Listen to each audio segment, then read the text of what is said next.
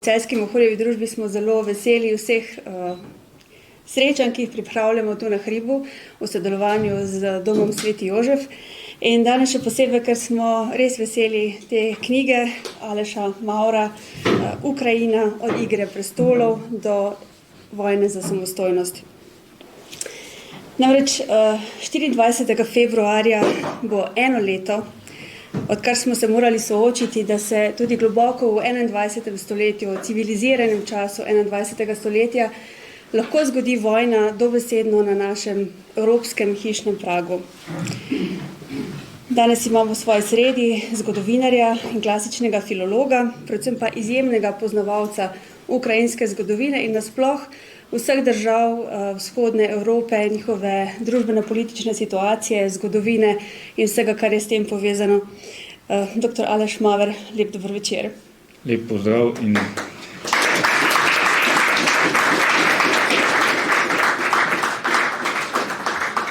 rad bi se že na začetku zahvalil Celjski Mohorjevi družbi, da je omogočila mi izdajo te knjige.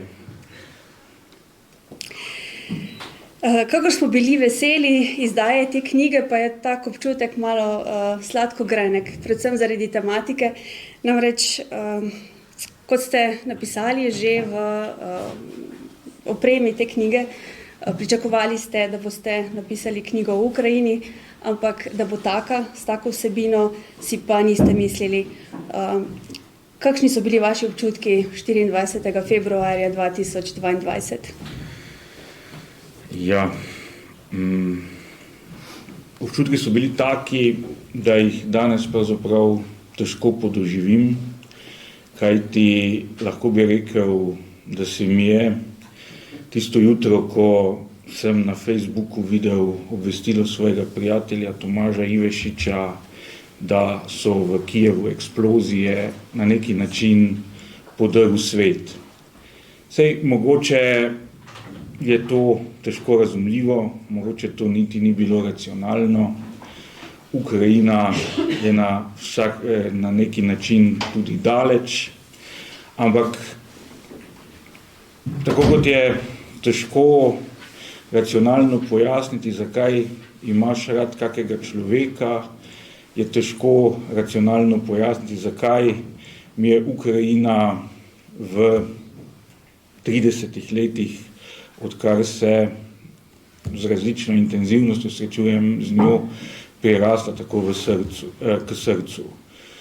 In seveda napad na to državo sem na neki način razumel kot napad nase. Tisti dan sem bil zelo popadljiv, takoj sem poslal SMS svoj prijateljici, s katero vsako jutro pijeva kavo, da danes kava odpade, ker enostavno ne morem poslušati vsakdanjih banalnosti, o katerih se vsako jutro pogovarjamo, medtem ko Kijev krvavi. In lahko rečem, da prvi mesec vojne je bil, kot da bi bil v nekem transu. Ves čas sem tako rekoč občutil cmok v grlu, ker sem se bal odpreti poročila, bal prebrati, kje je spet bil napad, kaj je spet uničeno, kdo je spet mrtev, koliko ljudi je ostalo brez strehe nad glavo. Pri tem pa moram reči seveda, da je malo pomagalo tudi to, da dejansko nimam pravega vojaškega znanja in da marsičesa, kar se je v tistih prvih dneh dogajalo, nisem razumel. Meni se recimo zdelo, vojna se je začela v četrtek, v nedeljo se mi je zdelo, da je Kijev tik pred padcem. Danes vem, da Kijev pravzaprav nikoli ni bil pred padcem, da 30 kilometrov stran od Kijeva v vojaškem smislu pomeni vendarle sorazmerno veliko prostora. No, tista stvar, ki pa me potem počasi pomirila, pa je bila morda 15. 16. marca, ko se je na pot v Kijev odpravil naš takratni predsednik vlade Janez Janša. In potem, ko se je vrnil iz Kijeva, je gostoval v Odmevih, to je bil kar dolg pogovor z njim, okoli več kot pol ure. In takrat je 4-krat ponovil, Kijev ne sme pasti in Kijev ne more pasti.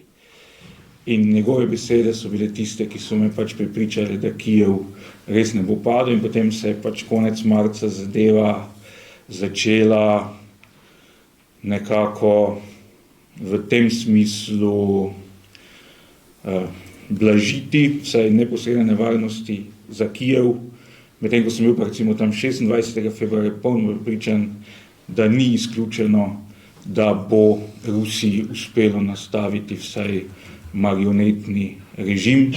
In res danes, tako kot težko je zdaj podoživeti naše občutje marca 2020 v prvem valu korone, tako tudi tega težkega vzdušja, ki sem ga občutil, ne morem več podoživeti, vem pa, da je bilo grozno. Poleg tega sem bil nekako prepričan, in v bistvu sem še danes prepričan, da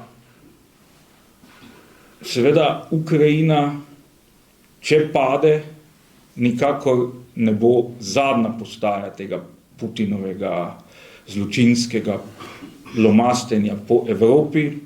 Sam sem videl sporednico z drugo svetovno vojno in lahko rečem, da tam v začetku marca so se pogovarjala s še enim avtorjem Mohorjeve družbe, doktorjem Sebastianom Kristovičem, in sva šla v Mariboru mimo polnih bifejev in sva se pogovarjala, zdaj ljudje v miru pijejo, kot da nič ni, pa se ne zavedajo, da je lahko čez leto in pol vojna pri nas. Danes sem prepričan, in že od aprila lani sem prepričan, da vojna čez leto dni ne bo pri nas, to pa zaradi tega ne, ker so Ukrajinci in Ukrajinke svojim velikim junaštvom zver ustavili v Ukrajini. Predstavljate si, da bi Hitlerja in z njim Stalina leta 1939 ustavili na Poljskem. Koliko boljša bi bila Evropa danes, če bi se to zgodilo, pa se takrat ni. In jaz ne vem, ali se mi zavedamo, kaj smo dolžni Ukrajinkam in Ukrajincem in kaj so pravzaprav s tem svojim žrtvovanjem za nas naredili. No, seveda, potem pa se je marca pojavilo vprašanje, kaj naj jaz naredim, vsaj zato, da opozorim na to junaško zgodbo Ukrajine, in potem sem enkrat klical Simona, ali je v načrtu kaj, kar bi obeležilo to ukrajinsko zgodbo. In potem smo nekako prišla do ideje, ali pa sem jaz dal idejo, da bi sam napisal neko, takrat je bila bolj ideja, zgodovino Ukrajine za Slovence. Potem je pa seveda tista klasična zgodba pri meni, dobro, bomo to do poletja, ni panike, bomo to do avgusta, ni panike, ja, seveda bo, zdaj, če še 11 dni bo pa res. No, in potem je tam nekje okoli 15. oktobra pa le napočilo tistih 14 dni, ko je bilo besedilo v glavnem končano. Ja, tako sem zapisal v uvodu k knjigi, je bilo pisanje te knjige zame tudi neka terapija, da sem imel občutek, da nekaj vendarle naredim tudi jaz, zdaj kot kaki prostovolec se ne bi obnesel, verjetno bi imeli z mano več težav, kot bi bilo koristi za ukrajinsko obrambo, pa tudi najbrž bi se moje prostovoljstvo hitro končalo. Torej, na neki način pa sem imel občutek, da pomagam s tem, ko pišem to knjigo, in sem res izjemno hvaležen Celjski Mohorjevi družbi, Tanji, Simonu in zlasti Saški v zadnjih mesecih, da so se potrudili, da so prisluhnili tej moji želji in s tem nekako pomagali tudi odvaliti tisti cmok iz mojega grla, ki pa je bil res v prvih tednih in v prvih 2 mesecih in ruske invazije stalno prisoten. Pomagalo je zelo, da smo vidva oba od 15. oziroma od oktobra vedela, da se 15. februarja dobimo tu in smo res veseli, da ste tako v velikem številu obeležili izid te knjige. Ja, jaz sem bil celo optimističen, sem najprej rekel, do 18. januarja bo sigurno. Ampak dobro, hvala Bogu, je bil Simon dovolj pameten, ker me že dolgo pozna. Skratka, pri vseh informacijah, ki krožijo v medijih, ki jih praktično smo mi bombardirani z vsem mogočim nekimi podatki o Ukrajini, ampak pod črto se pa izkaže, da o tem pravzaprav zelo malo vemo. In ta podatek, ki ga izvemo tudi iz te knjige, da ogromno zavzetih, predanih Ukrajincev niti ne zna ukrajinščine. Se pravi, da so tako zliti z ruskim jezikom, s kulturo in s to močno sosedo, da kljub svoji nacionalni pripadnosti ne obvladajo ukrajinščine. To je, kot praviš, za našo slovensko pamet precej težko razumeti, ampak čem je pravzaprav, zakaj se je tako razpletlo? Ja, zdi se mi, da je to ena tistih točk, na kateri Slovenci najtežje razumemo ali pa smo vse do včeraj razumeli položaj v Ukrajini in je to bila tudi velika ovira, da bi Ukrajincem nekako priznavali tisto mesto pod evropskim soncem, ki jim po mojem mnenju pripada. Tako kot si Saška omenila, nekako je še pred nekaj leti veljalo, da vsaj v večjih mestih, razen na zahodu Ukrajine, se pravi v tistem delu Ukrajine, ki je nekoč spadal pod Habsburško monarhijo in pa potem še v nekaterih okrožjih, ki so predvsem del zgodovinske pokrajine Volinije, ki je med obema vojnama spadal pod Poljsko, da je bil samoumevni, pogovorni in prvi jezik v uporabi ruski jezik. To velja tudi še za Ukrajince in Ukrajinke iz moje generacije, ker je pravzaprav ta val vsiljevanja ruščine, predvsem kot šolskega učnega jezika, dosegel vrhunec tudi še v zadnjih desetletjih Sovjetske zveze. In tukaj nam zelo pomaga k razumevanju izkušnja ne Slovencev v današnji matični Sloveniji, ki so že v habsburških časih imeli možnost šolanja v materinščini, čeprav ne na vseh stopnjah, pa ne v vseh pokrajinah enako, ampak je zelo blizu tej izkušnja koroških Slovencev. Pravzaprav je položaj v večini današnje Ukrajine, ki je spadala od konca 18. stoletja v okvir ruskega imperija, je zrcalna slika izkušnje koroških Slovencev. Na Koroškem je bilo zelo malo čisto slovenskih šol, že v habsburških časih.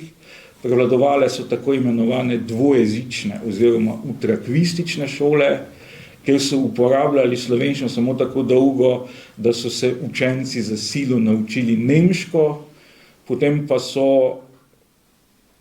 je pouk v celoti potekal v nemščini.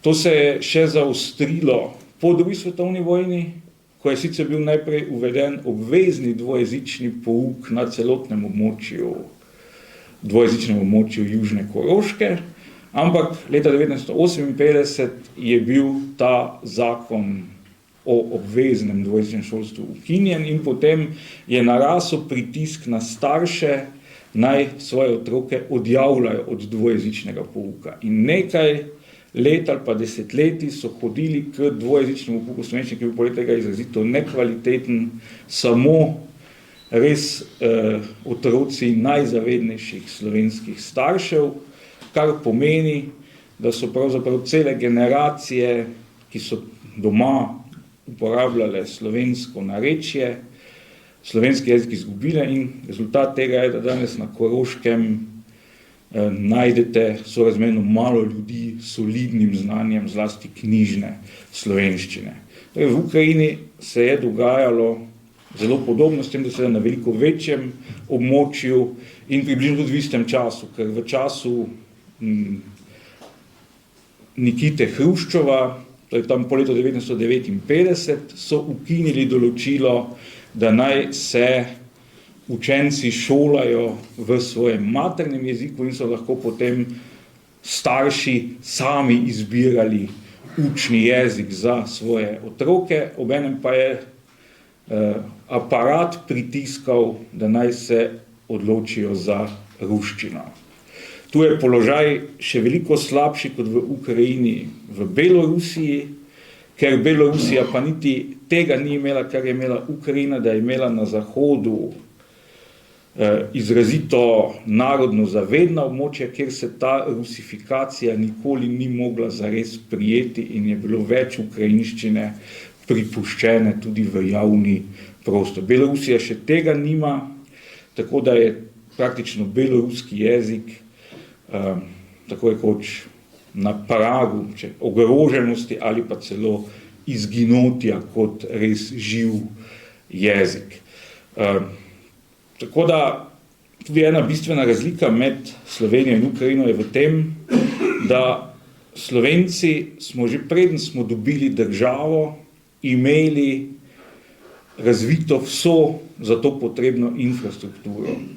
Imeli smo šole v slovenščini, imeli smo medije v slovenščini, imeli smo kulturne in politične organizacije v slovenščini in država je prišla potem kot neka, kako bi rekel človek, češnja na smetani na torti, tega, kar je že obstajalo od habsburških časov naprej.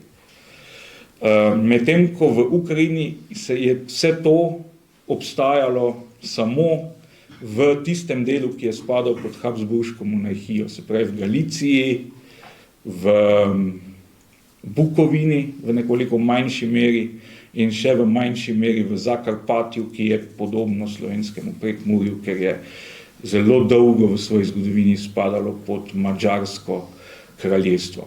Zato je pravzaprav Ukrajinci so najprej morali dobiti državo, da je potem država začela ustvarjati tudi potrebno narodno infrastrukturo.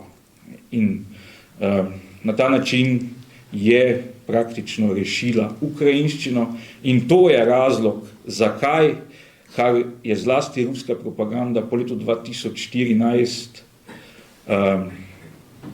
uresničevala, oziroma velikokrat poudarjali, zakaj je v samostojni Ukrajini bila ukrajinščina vedno edini uradni jezik. Zaradi tega, ker je bila premoč ruščine v vsakdanjem jeziku tako velika, da če bi ji dali še uradni status, potem bi šibkejšo ukrajinščino požrla. Ker recimo, ko se je Ukrajina osamosvojila, je približno polovica učencev samo se šolala v ukrajinščini, polovica pa v ruščini. In če pred nekaj dnevi sem gledal statistiko večjih mest, od mest zahodno od Volinije, mislim, da je bila Poltava edino mesto, kjer je bilo več ukrajinskih šol kot ruskih, pa še to je bilo razmerje 19:16. V Harkivu, drugem največjem ukrajinskem mestu, mislim, da so bile tak razmerje približno 3 ruske šole, pa 3 ukrajinske šole, pa 200 ruskih. In potem seveda je razumljivo, da v Harkivu je danes običajni pogovorni jezik prebivalstva ruski. Ampak to ne pomeni, da so ljudje, da se imajo zatorej tega ljudje za Ruse. No, je pa res, da so se te stvari v zadnjih letih dramatično začele spreminjati in to smo mogoče celo meni je to deloma ušlo. Za marsikoga je prelomnico pomenilo to, ko je Putinov režim leta 2014 okupiral Krim in obenem zanetil vojno na vzhodu države. Do takrat je marsikdo še ohranjal osnovno naklonjenost Rusiji. To je bila pa tista kaplja čez rob, ki je potem pri marsikom tudi spodbudila odločitev, da bo jezikovno preklopil iz ruščine na ukrajinščino, čeprav je bila seveda ruščina njegov običaj. Tudi recimo, če gledamo v Kijevu še leta 2017, ko so bili nazadnje, in pa celo v Lvivu leta 2019, še vedno v kioskih večina tiska recimo je bila v ruščini. Tudi enako seveda televizijski kanali, tako da o kakem zatiranju ruščine takrat ni moglo biti govora. Ampak tako da jaz dam eno drugo primerjavo, recimo Maribor je bil do konca Prve svetovne vojne, pa najbrž tudi Celje v nekoliko manjši meri je bil jezikovno nemško mesto.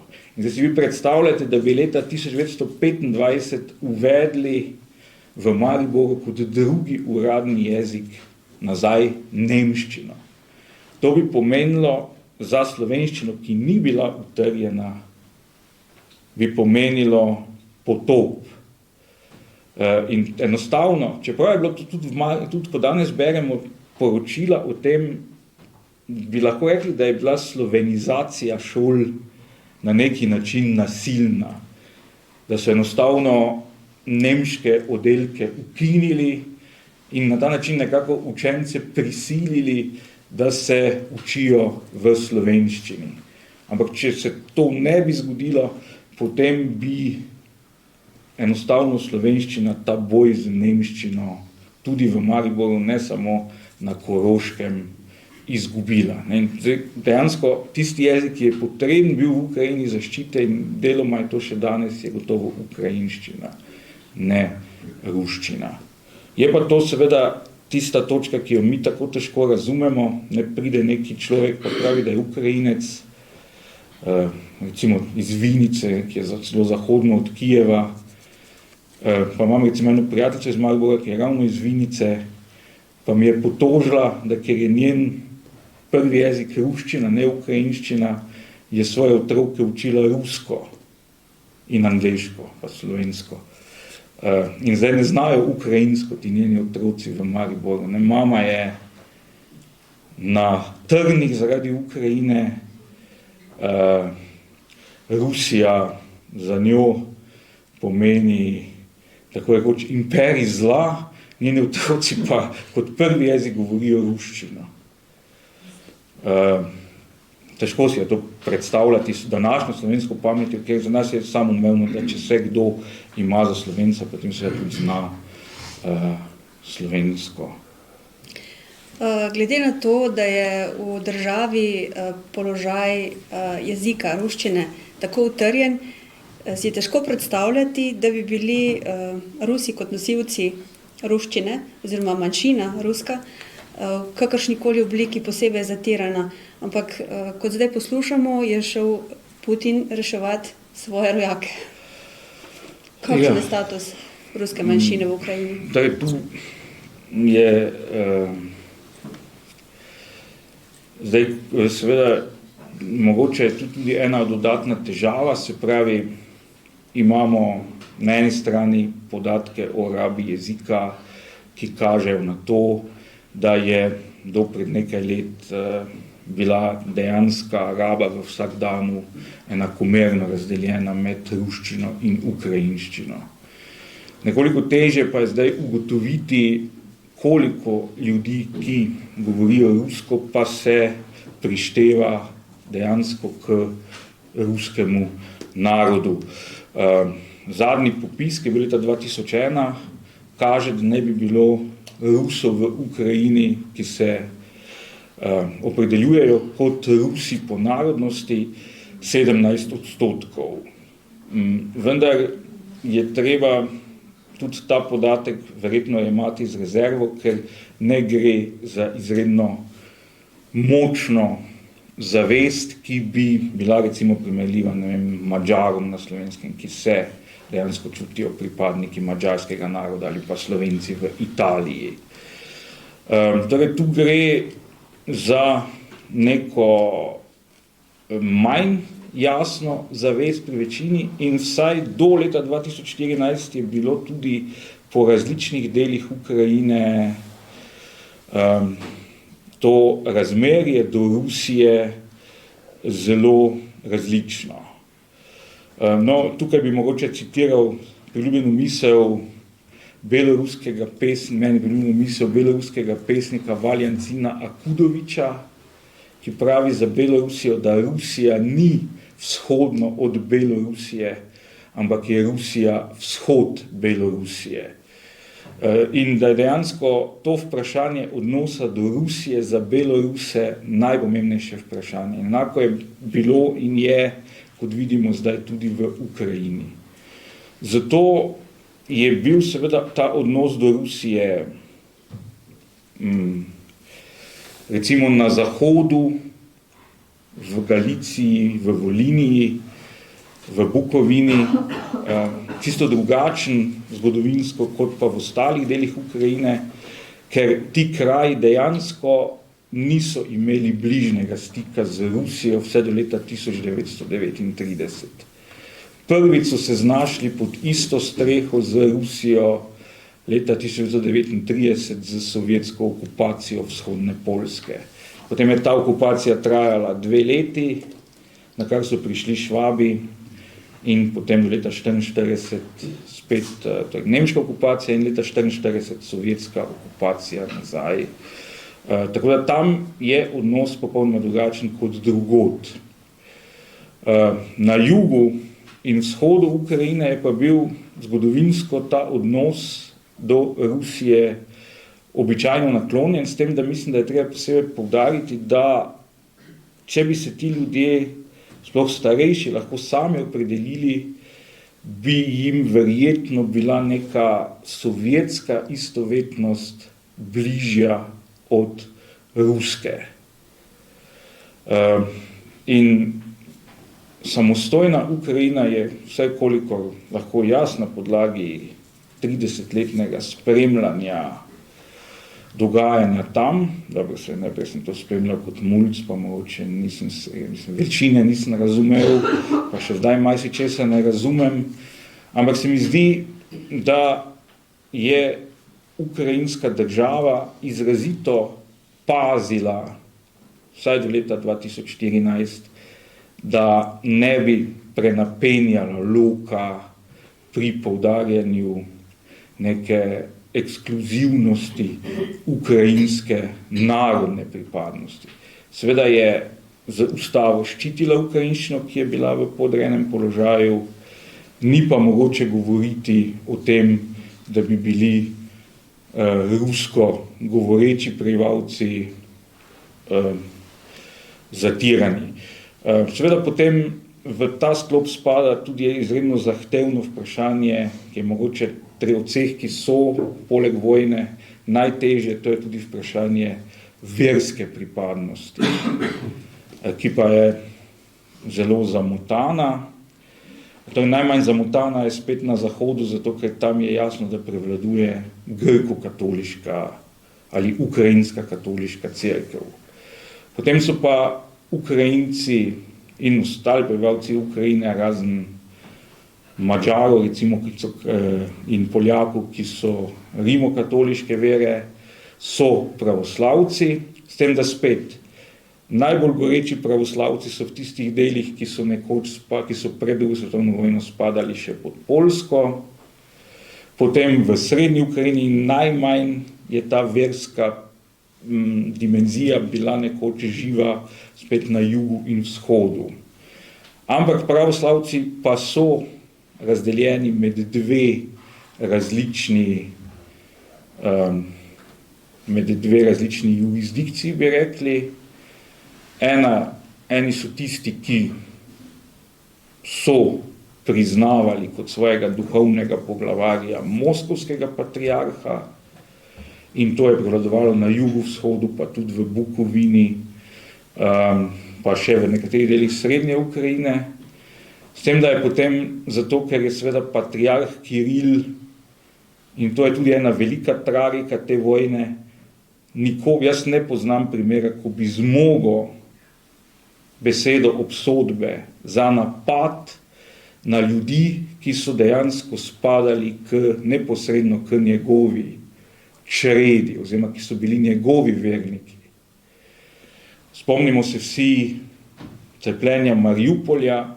Mariupol je spadal med daleč najbolj rusko govoreča mesta v Ukrajini. Mislim, da uradni podatki so govorili o tem, da 90% prebivalstva ima kot prvi jezik ruščino, in seveda so bili tisti, ki so bili verni, so bili verniki moskovskega patriarhata.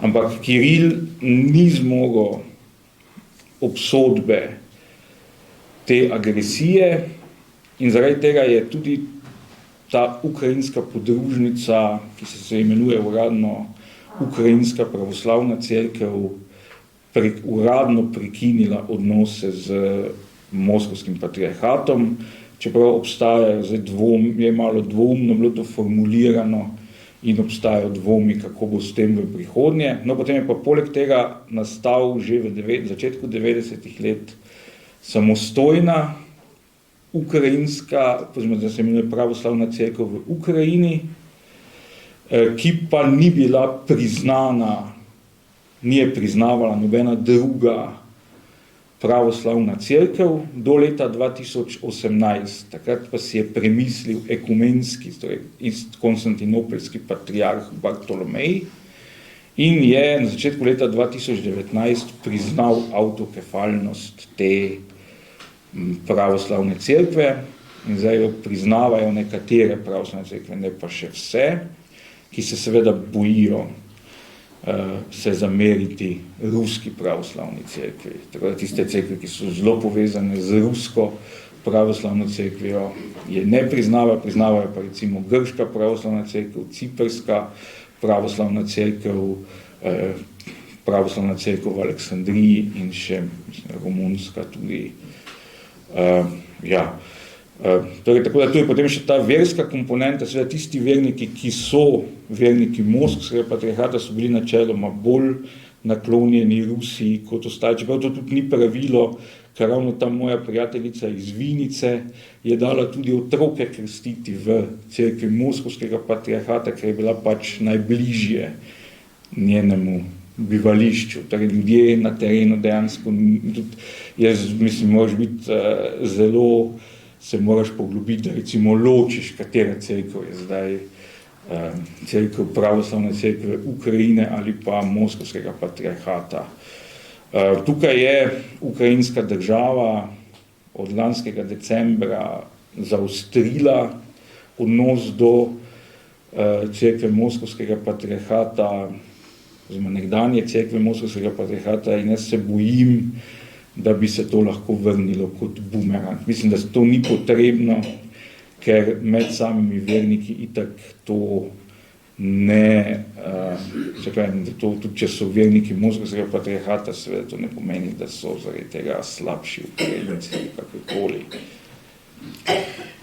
Ukrajina ni imela ravno sreče s sosedami, in če v tem vojnem času recimo Poljska predstavlja nek steber pomoči svoji sosedi, odprla je vrata na široko beguncem in jim izredno, verjetno najbolj stala ob strani, ampak skozi zgodovino poljsko-ukrajinski odnosi niso bili ravno zgledni, oziroma Ukrajina je imela to smolo, da od nacistov do Sovjetov naprej je vsakič upala, da so to nosilci svobode, pa se je vsakič opekla.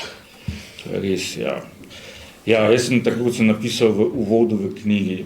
Zdaj, Ukrajina je po površini, celo brez Krima, največja država, ki leži samo v Evropi. Ima več kot 40 milijonov prebivalcev, se pravi po površini je za 30 Slovenij, po prebivalstvu za kakih 21 Slovenij, ampak kljub temu ima izredno smolo, da ima na vzhodu še veliko večjega, močnejšega soseda in da je imela na zahodu, kot je bilo rečeno, tudi zelo močnega soseda in to je bila Poljska. In seveda zato nekako, ko se bližamo zgodovini Ukrajine, nekateri se ji bližamo iz smeri Poljske, drugi se ji bližamo iz smeri Rusije. In odvisno od tega, iz katere smeri prideš, je potem tudi razumevanje nekaterih dogodkov v ukrajinski zgodovini lahko tudi drugačno. Jaz sem vsekakor, in to priznam, in to je tudi izhodišče moje knjige, sem prišel do Ukrajine preko Poljske. Dejansko, k mojim prvim srečanjem z Ukrajino sodi branje poljskega pisatelja Henrika Šenkjeviča, verjetno bi morali reči, pa mi vedno rečemo to po nemčino izgovorjavo Sinkijevič. In zato so ta mesta, ki nastopajo v njegovih romanih, recimo Kamjanec, Podilski ali pa Stanislaviju, oziroma danes je to Ivano-Frankivsk, so bili zame tudi najprej, je to bil del poljske zgodovine. In zato, če bi moral strniti svojo knjigo v eno poved, potem bi rekel, da je to zame tragična zgodba o tem, kako je Poljska, pa so poljske države, poljska država padla na izpitu v odnosu do Ukrajine in da je šele zaradi tega, ker je Poljakom v odnosu do Ukrajincev spodletelo, sploh vstopil v ukrajinsko zgodovino ta vzhodni ali ruski dejavnik. To je nekako rdeča nit moje knjige, kar je seveda posledica izhodišča, s katerega sem sam začel gledati na ukrajinsko zgodovino. In dejansko lahko rečemo, da Poljaki niso znali rešiti problema svojih ukrajinskih podložnikov, kar je potem vodilo do naslonitve na rusko carstvo v 17. stoletju. In tam je najprej sledila romanca, ki se je potem ponovila po vzpostavitvi sovjetske Ukrajine. Ta romanca pa se je v 30 letih potem končala, 30. 20. stoletja končala s katastrofo. Kar se tiče torej Poljske, seveda glavni problem poljsko-ukrajinskih odnosov je bil mogoče ta, da so Poljaki gledali na Ukrajince zviška jezikovno in kulturno, ampak še večji problem, ki ga pravzaprav niti v rusko-ukrajinskem odnosu ni bilo, je bil, da je bil ta odnos podoben kot med Angleži in Irci. Torej, Angleži ne samo, da so bili po veri drugačni kot Irci pa po jeziku, dokler pač ni tudi na Irskem prevladala angleščina, ampak Angleži so bili zemljiški posestniki, Irci so bili njihovi najemniški delavci. In torej, osnovni konflikt ali pa osnovni nesporazum je bil socialne narave. In enako je bilo tudi v poljsko-ukrajinskem odnosu. Se pravi, Poljaki so bili zemljiški posestniki, Ukrajinci so bili njihovi tlačani. Vse to je zelo poenostavljena formula, zaradi tega, ker veliko teh magnatov je imelo korenine v ukrajinskih zgodovinskih deželah, bili so tudi pravoslavci, ki so potem prestopili v katolištvo in ponavadi potem sprejeli tudi poljski jezik. Ampak osnovni nesporazum je bil pravzaprav socialni. To se pravi, zato so Poljaki gledali na Ukrajince zviška. In to se ni spremenilo niti po prvi svetovni vojni, ko je spet velik del današnje Ukrajine prišel pod Poljsko. Spremenilo pa se je, po mojem mnenju, po drugi svetovni vojni, Takrat pa so se Poljaki in Ukrajinci znašli v istem ZOS-u, ki je bil celo drugačen, kot je bil v času Ruskega carstva, zato so bili pa oboji pod sovjetsko peto. In kot kaže zdaj, so Poljaki končno dojeli, da ni tako pomembno, da imaš ti neki kos Ukrajine kot del svoje države in da jo izrabljaš in izkoriščaš, pa rečeš, to je Poljska, ampak je bolj pomembno, da imaš naklonjenega soseda, ki ti bo služil tudi kot ščit pred še hujšim sosedom, to je pa v tem primeru Rusija. In mislim, da je to osnovno spoznanje, ki so ga Poljaki v času sovjetske prevlade dojeli. Ta ideja sicer na Poljskem ni nova, že ustanovitelj druge poljske države, Jozef Pilsudski, ki je bil sam doma iz Litve, pa to so zelo zapletene stvari, ker recimo imamo družine, kjer je potem en brat bil Poljak, drugi brat je bil Litovec, tretji brat ali pa sestra je bil Belorus. Enako imamo recimo primer, da ena največjih osebnosti ukrajinske zgodovine je lvivski metropolit Andrej Šepticki, se pravi poglavaj grko-katolikov v Habsburškem obdobju, ki naj bi v svojem življenju preživel 7 različnih režimov, ampak njegov brat je bil pa poljski general. Tako da to je, in že Pilsudski je bolj navijal za to, da bi Poljska sponzorirala nastanek neke ukrajinske države, ki bi bila tampon med Poljsko in Sovjetsko zvezo. Samo zmagala je takrat ta osko-nacionalistična linija, ki je si predstavlja, da mora biti Poljska država Poljakov. Da tudi tisti Ukrajinci, pa Belorusi, pa Nemci, ki živijo na Poljskem, morajo v perspektivi postati Poljaki. No, po drugi svetovni vojni se je to seveda spremenilo, tu je bil predvsem zaslužen spet en Poljak, ki se je rodil v Minsku, v Belorusiji, Ježi Jedrojc, in mislim, da največji strah seveda leta 90 je bil, ko je Ukrajina stopala na pot samostojnosti, da bo zdaj Poljska zahtevala nazaj ta ozemlja, ki jih je imela pred drugo svetovno vojno.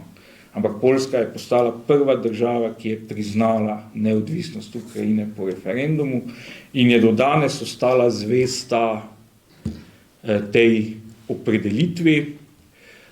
In seveda ruska propaganda še zdaj hoče prepričati predvsem zahodnjake, da sej v bistvu niso Rusi edini, ki imajo problem z Ukrajinci, da bo tudi Poljska si vzela zahodni del Ukrajine, da si bo Madžarska vzela Zakarpatje, da si bo Romunija vzela Bukovino, ampak kot doslej vidim zadevo, je razlika med drugo svetovno vojno in sedanjim trenutkom, da tako kot so Nemci imeli partnerje za razdelitev Jugoslavije, so imeli Madžare, so imeli Italijane, so imeli Bolgare, tokrat Rusi na srečo niso našli partnerjev, ki bi si skupaj z njimi delili Ukrajino. Nisem si čisto prepričan glede Madžarov, ampak mislim, da vseeno je pri Viktorju Orbanu veliko več zdrave pameti, kot je v Kremlju.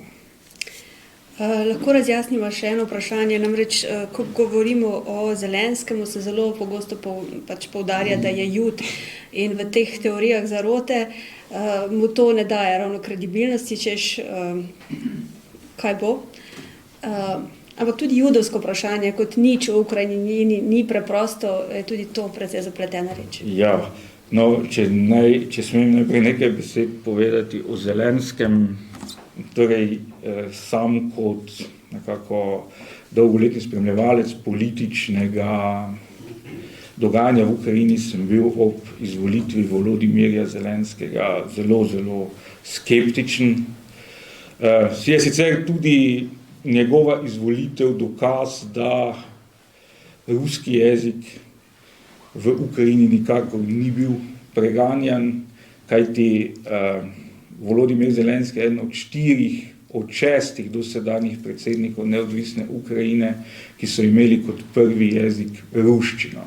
Samo 2 sta imela kot prvi jezik ukrajinščino, to je bil Leonid Kravčuk, prvi predsednik je neke vrste ukrajinski Kučan, zelo mu je podoben po svoji politični karieri, je izhajal iz Volinije in je bil njegov materni jezik ukrajinščina. Potem je bil Viktor Juščenko, ki je izhajal iz Sumija in je tudi govoril ukrajinsko kot prvi jezik. Ostali 4 predsedniki so govorili rusko. Janukovič je zelo slabo znal ukrajinsko, kadarkoli v življenju. Kučma se je za silo naučil, pa tudi predhodnik Zelenskega Petro Porošenko, ki je sicer izhajal iz Vinice, zahodno celo od Kijeva, je tudi imel kot prvi jezik ruščino. No, Volodimir Zelenski prihaja celo iz tistega območja Ukrajine, kjer je bila navezanost na Rusijo in na Sovjetsko zvezo zelo močna, to je mesto Krivi Rih, ali Krivoje Rog po rusko, ki je bil eden od središč ukrajinske industrije v času Sovjetske zveze, pa že prej v času Ruskega carstva. V bistvu skoraj vsa njegova kariera na televiziji, tudi ta slavna serija Služabnik ljudstva, je bila snemana v ruščini. Če sem prav zasledil, je potem šele tik preden je bil izvoljen za predsednika, začel nekaj snemati tudi v ukrajinščini. In tudi njegove ideje na začetku predsedovanja so bile, da se bo z Putinom že dalo dogovoriti, celo potegnil iz naftalina neke kadre, tako rekoče iz časa sovjetske Ukrajine, recimo Vitolda Fokina. Tako da so bili na zahodu Ukrajine, zlasti v Galiciji, recimo do njega zelo skeptični. Je pa kljub temu bil tisti predsednik Ukrajine, ki je dobil večino skoraj po celotni Ukrajini. Nekaj prej je bila vedno ta delitev vzhod-zahod tudi pri volitvah zelo izrazita. Potem pa nas je Zelenski pravzaprav presenetil. Dejstvo je, da če bi se on odločil, da sprejme ameriško ponudbo in da se da evakuirati na Poljsko, je zelo verjetno, da bi se ukrajinska obramba v velikem delu Ukrajine sesula. Tako da to je gotovo nekaj, česar recimo Šarec, ki je bil tudi komik, no jaz si zdaj težko predstavljam Marjana Šarca, ki se junaško upira avstrijski invaziji, ampak mogoče bi me nas pa tudi presenetil. No, skratka, to je to. Ja, zdaj seveda Jud, zdaj koliko je on prakticirajoči Jud, mislim, da kaj preveč ni. Je pa seveda Ukrajina ena od tistih dežel, kjer je v zgodovini živelo največ Judov. To je posledica dejstva, da je bila že velika kneževina Litva, pod katero so spadale ukrajinske dežele, potem pa ta Poljsko-Litovska konfederacija je bila relativno versko in kulturno pluralna. Zdaj seveda ne moremo uporabljati tega pojma v današnjem smislu, seveda je bila uradna državna vera katolištvo, ampak dejstvo je, da so se pripadniki različnih manjšin, ki so bili drugod preganjani, radi zatekali v Poljsko-Litovsko konfederacijo. In zato je zlasti veliko Judov z območja Nemčije, kjer je bilo vedno, položaj Judov je bil vedno odvisen od naklonjenosti lokalnih oblastnikov, pa je potem recimo prišlo do kakega izbruha kuge in je lahko bila judovska skupnost tudi izbrisana. Tako da zelo veliko teh nemških Judov ali Aškenazov se je naselilo na območje velike kneževine Litve in potem Poljsko-Litovske konfederacije. In to so današnje države Ukrajina, Belorusija, Litva, Latvija, recimo Vilnius, glavno mesto Litve, se je celo imenoval Severni Jeruzalem in tako naprej. Zdaj, Judje so se pa tako kot vse posod drugod v Evropi znašli v relativno nehvaležnem položaju. Seveda, večina Judov je živela enako kot njihovi krščanski državljani v pomanjkanju. Problem v Ukrajini pa je bil, da so Judje služili nekako kot posredniki v tem polsko-ukrajinskem oziroma bolj magnatsko-tlačanskem konfliktu, ker so jih magnati uporabljali kot posrednike, kot trgovce, kot gostilničarje, kot tiste, ki so pobirali davke zanje. Jaz si predstavljate seveda, kakšen bes se je zaradi tega lahko nakopičil v tlačanskih kmečkih množicah, posebej od 16. let naprej, ko je Ukrajina dobila ta status žitnice Evrope in so hoteli seveda magnati čim več pridelkov iztisniti iz zemlje. Zdaj, dosti kmetov se je takrat umaknilo na meje kozakom. Tisti, ki so ostali, pa so seveda kuhali zamero proti Judom. In ker je seveda bilo na tem območju največ Judov, je jasno, da je prihajalo vsake toliko časa tudi do hudih pogromov. In tisto, kar obremenjuje ukrajinsko zgodovino in je vedno znova tudi lahko orožje proti ukrajinskim prizadevanjem za več samostojnosti, je, da vedno, ko so Ukrajinci poskušali doseči več samostojnosti, je prihajalo tudi do pogromov proti Judom.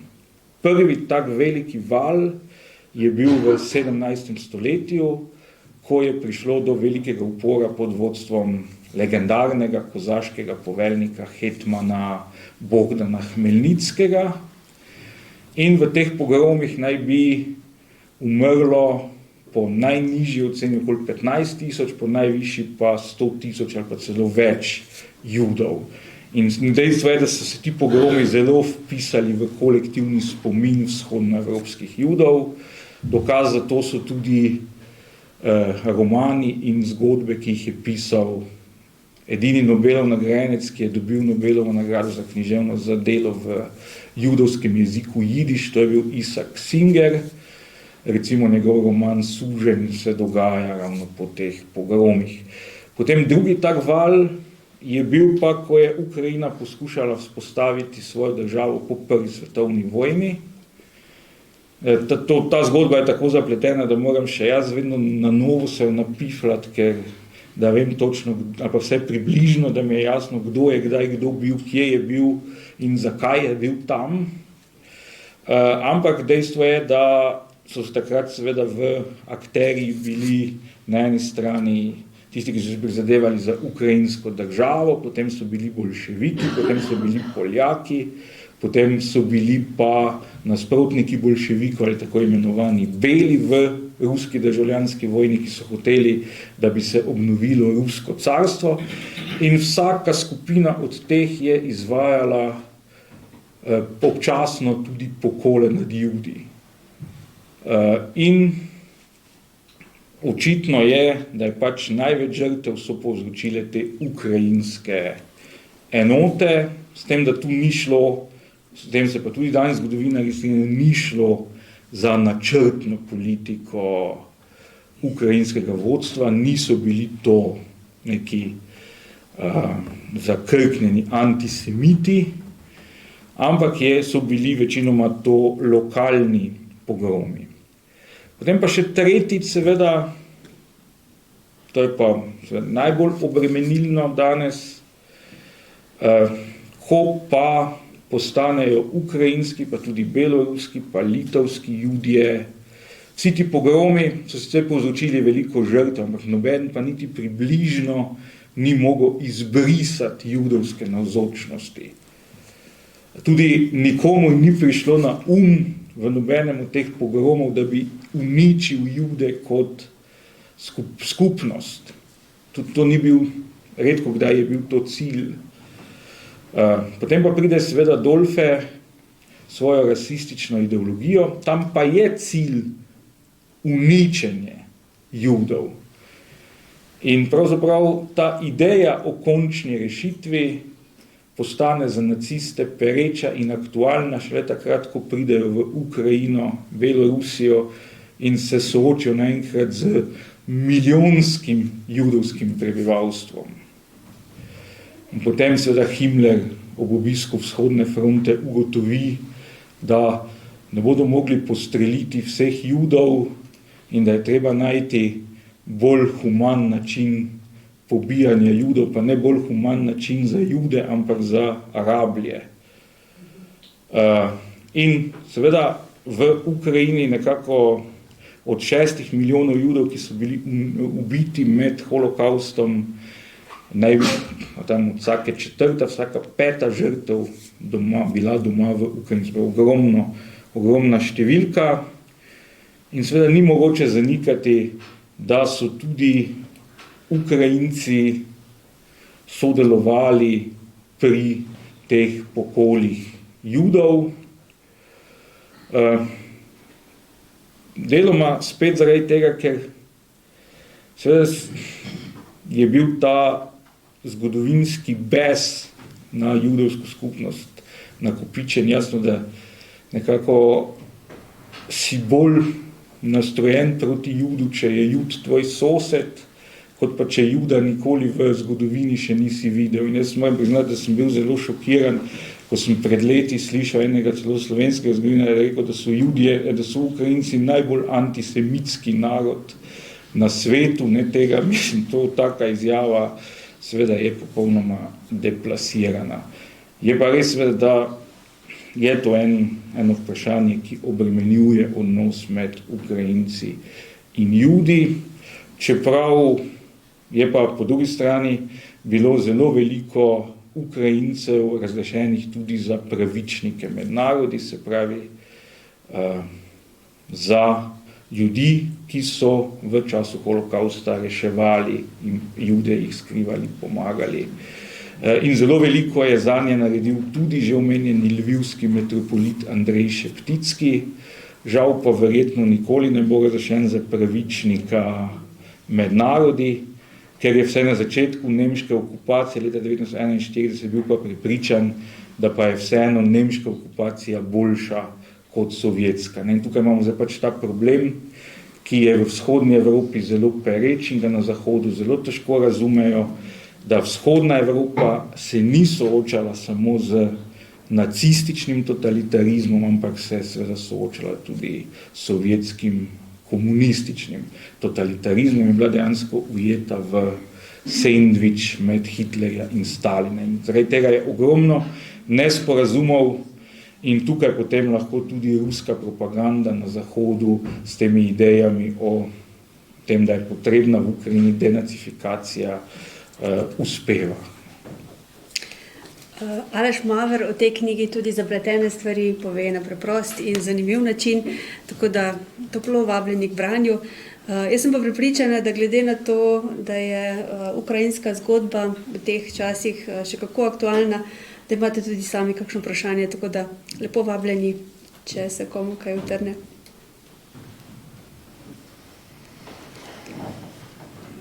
Sicer bi pa morda izvala, danes imamo tudi našega avtorja tu, gospoda Branka Cesnika, ki je danes vesel, da je med občinstvom, ne pa, ker običajno sediva takole spredaj, tudi zelo upet v ukrajinsko zgodbo, zato ker je bil med prvimi, ki je sprejel ukrajinske begunce.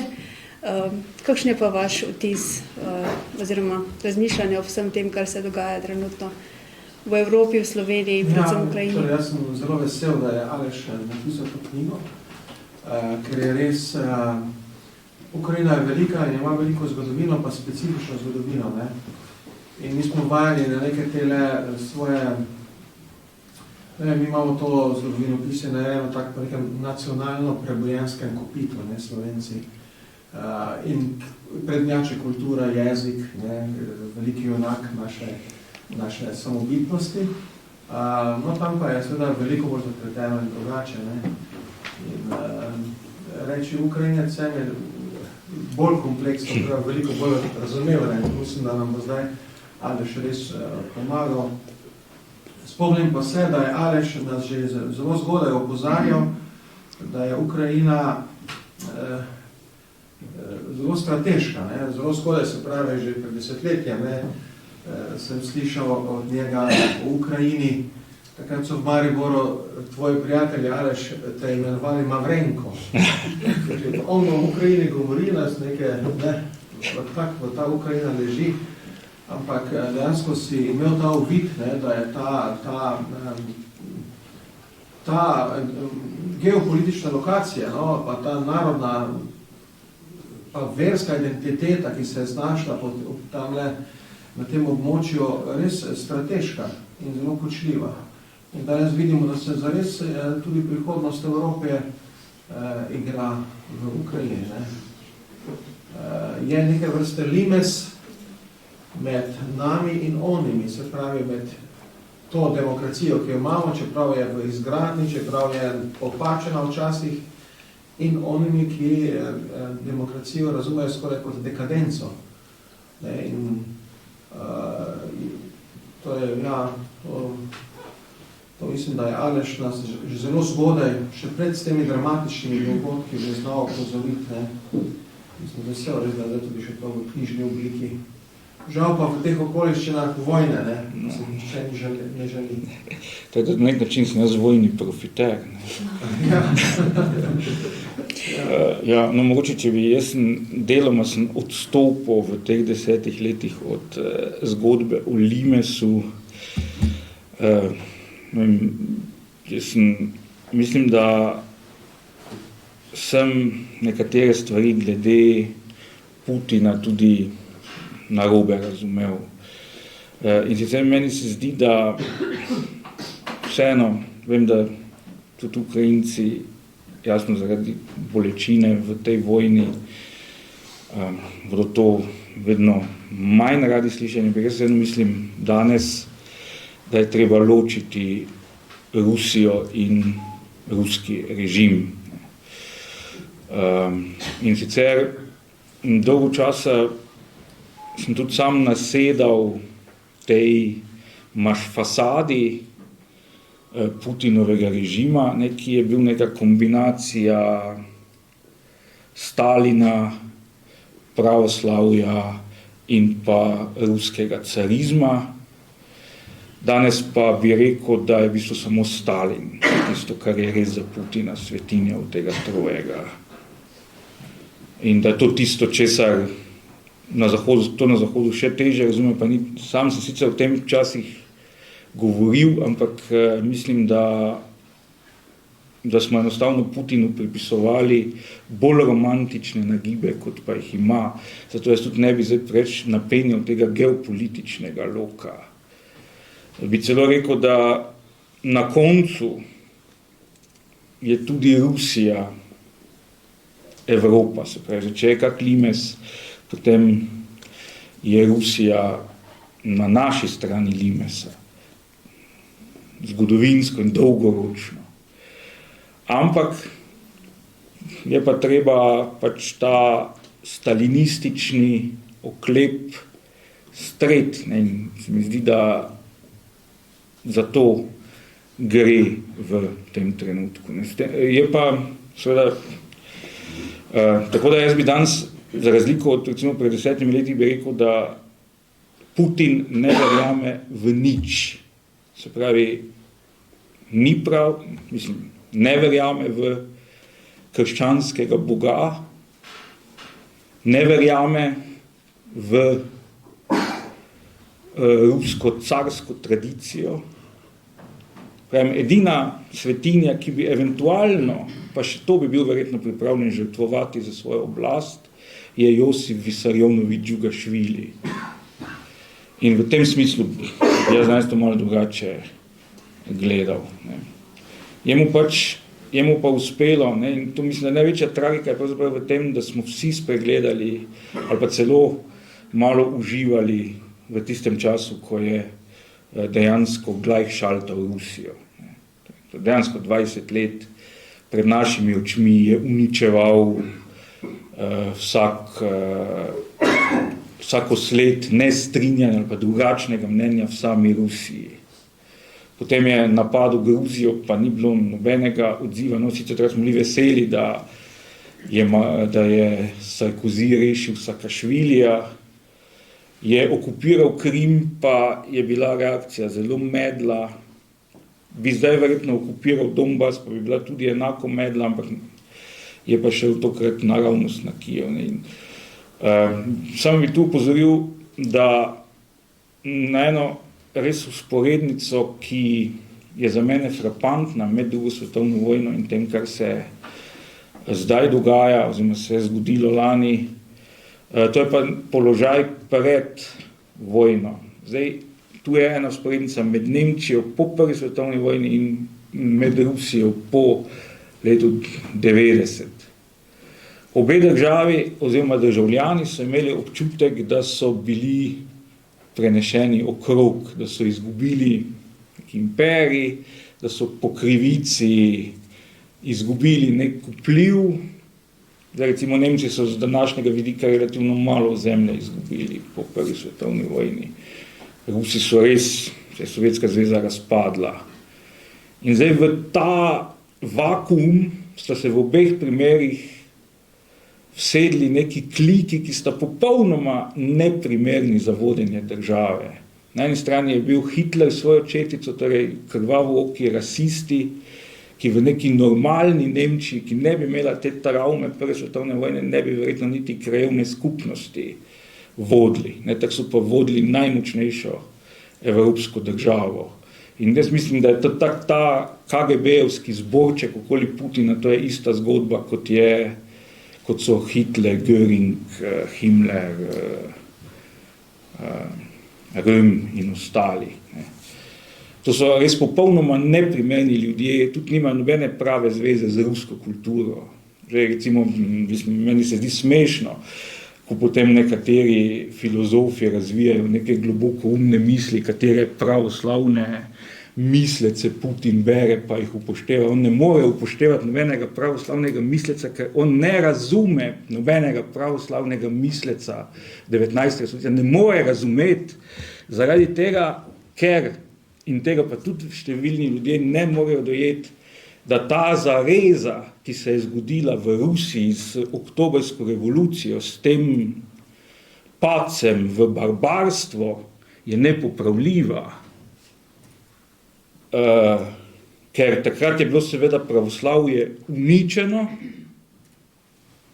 in zdaj ti ne moreš obnavljati pravoslavje, ne more neki KGB-jevec, ki ne ve, kaj je to pravoslavje, obnavljati pravoslavje, ne more obnavljati krščanskih vrednot. To je osnovna matematika, to je 1+1. Ne more nekdo, ki se je v šoli učil borbenega ateizma, biti zdaj svetilnik krščanske Evrope.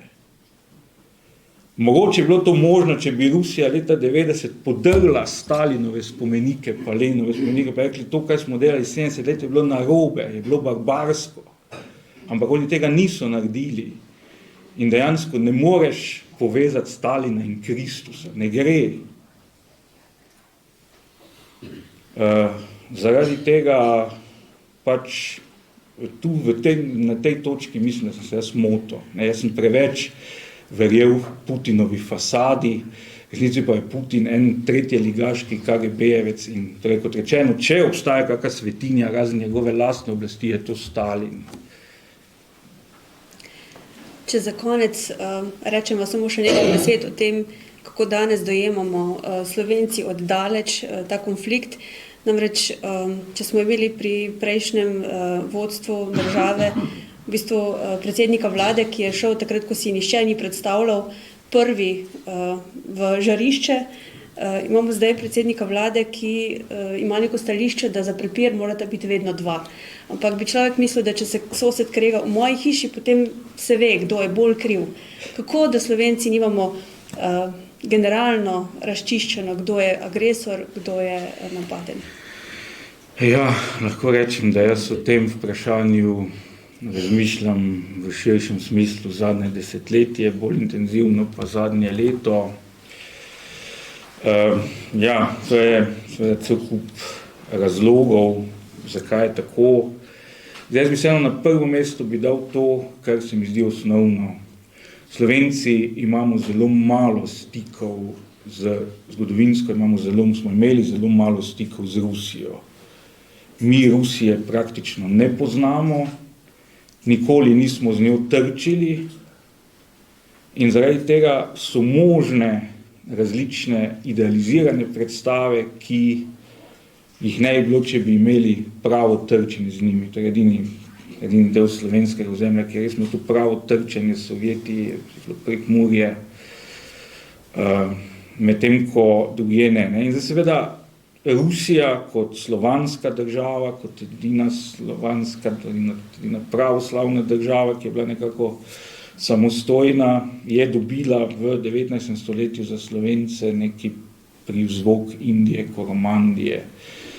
Imeli smo že takrat izredno navdušene rusofile, recimo Franz Celestin, njegovo potovanje v Rusijo, potem Davorin Hostnik in drugi. In ostala je ta podoba Rusije kot velikega slovanskega brata, ki bo prišel in nas rešil pred našimi narodnimi zatiralci. To je ena stvar. In zdaj se je na to tradicijo, se pa je potem po drugi svetovni vojni naslonila še predstava o Rusiji kot prvi deželi socializma, iz katere mi črpamo navdih za naš domači socializem. V novejšem času imamo pa še tretji vidik, to je pravno to, ker sem se prej malo razhudil, ker tam je pa res zelo boli kot katoličana in kristjana, to naivno prepričanje, da je možno iz tega dejansko bogatega rezervoarja ruske duhovnosti črpati s Putinovo pomočjo. To je pa res neumno. Mislim, jaz nimam druge besede, rekel, da to je neumno. In kdo to misli, res, po mojem mnenju, ničesar ne razume. Ne moremo, se strinjam, marsikateri pojav v zahodni Evropi spominja na dekadenco, se nam zdi popolnoma zgrešen, tudi smer razvoja se lahko zgrešena, ampak Putin ni odgovor na to. In to se je zdaj v zadnjem času tudi dodalo k tema dvema že obstoječima predstavama. In seveda potem mogoče kot četrti dejavnik bi vendarle dodal tudi pandemijo, ki se mi zdi, da je s tem strahotnim pretresom, ki ga je pomenila. Mislim, dansko v nekaj dneh smo začasno odpravili smer razvoja, ki je tekel več 100 let. Potem smo rekli, da bomo pa šli v čisto drugo smer. In mislim, da tega šoka marsikateri človek ni mogel predelati in zato se je pojavilo neko veliko nezaupanje do tako imenovanih elit, ki pa v pogojih te ruske agresije na Ukrajino je voda na mlin Putinovega režima, ker Putin zdaj naenkrat nastopa kot neki borec proti svetovni globoki državi in to so tu nekje vsi ti štirje dejavniki, bi pa mogoče kot neki skupni imenovalec tega bi rekel temu tudi gen neuvrščenosti, ki je zelo vsajen v Slovence. Kot vemo, socialistična Jugoslavija je bila pionir neuvrščenega gibanja in zdaj ne vem, tu smo neki pripadniki moje generacije in zdaj mogoče se ostavitve tudi spomnili, da za pusta, recimo, je marsikdo med nami, tam, ko smo bili stari 8-9 let, je hotel biti Arafat, ali pa, ne vem, Kenneth Kaunda je bil za nas veliki Jack, ali pa Robert Mugabe, ali pa Mobutu Sese Seko. In to je nekako ostalo v Slovencih, se mi zdi. Pač ta predstava, da vse, kar pride z Zahoda, je po defaultu slabo, oziroma je treba biti do tega zelo ob tem zelo previden. Tisto, kar pride pa iz Sovjetske zveze ali pa iz tako imenovanega tretjega sveta, je pa nekaj dobrega. In marsikdo si pač ne more zaradi tega GNN še ne si predstavljati, da bi pa nastala neka situacija, ki bi pa mogoče iz tega vira pozitivnosti lahko izhajalo zlo. Jaz se bojim, da tudi v vodstvu vesoljne cerkve nekateri gojijo to iluzijo. Nekateri odzivi na vojno v Ukrajini mi niso brez ostanka razumljivi. Je pa, da ste videli tudi, da sem se prej malce razumel, bi še enkrat pač poudaril, da najbrž za zgodovinarja zelo slaba popotnica, če na neko državo, v kateri piše tako čustveno navezan, kot sem vendarle tudi jaz na Ukrajino. Zato mogoče vsega tega ne smete jemati za suho zlato. Mogoče bi naslednjič povabili kakega mojega dobrega prijatelja, pa bi vam povedal malce drugačno zgodbo, da ne boste se preveč indoktrinirani. S to mislijo toplo priporočamo to knjigo. Danes je na voljo z promocijsko ceno.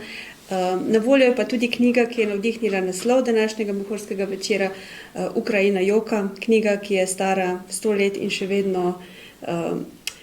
vedno pretresa, še posebej, ker se njena zgodba nadaljuje in Ukrajina spet joka. Hvala, ker ste bili gostje na prvem večeru ob tej knjigi. Midva z Alešom bova ob njej spregovorila spet 27. februarja v Ljubljani, v tem prostoru, in vi toplo vabljeni pa spet 29. marca, kjer se bomo pa pogovarjali z doktorjem Grdino, prav tako o slovenskih zgodovinskih temah. Za danes pa hvala lepa in lep večer še naprej.